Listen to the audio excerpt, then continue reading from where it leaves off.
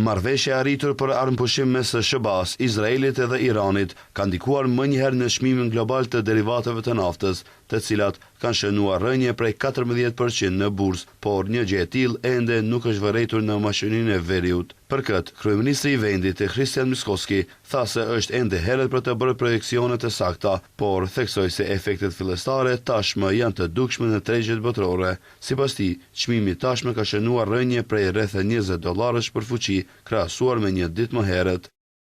Do të shohim se si do të zhvillohen gjërat më tej. Është herët për të bërë vlerësime se çfarë do të ndodhë të hënën, ose më saktësisht të martën, sepse të hënën është ditë jo pune, por duhet të kaloj edhe dita e njëjtë, që të mund të jemi më preciz, por e ndjekim situatën me shumë vëmendje. Sa i përket ndikimit në ekonominë vendore, kryeministri u ndal edhe te të dhënat më të fundit për koston e jetesës. Sipas tij, Maqedonia e Veriut është njëra ndër 5 shtetet e para në Evropë me inflacion më të ulët.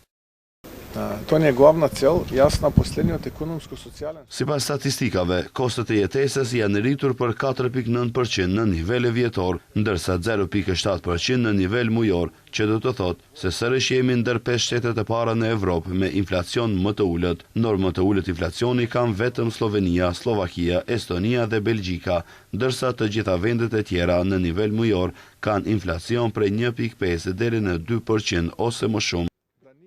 Ndërkaq, Miskovski pajtua se çmimet në markete janë të larta, por theksoi se qeveria nuk do të lejojë sjellje të papranueshme dhe abuzive nga zinxhirët tregtar. Ai paralajmëroi masa të reja për stabilizimin e situatës ekonomike.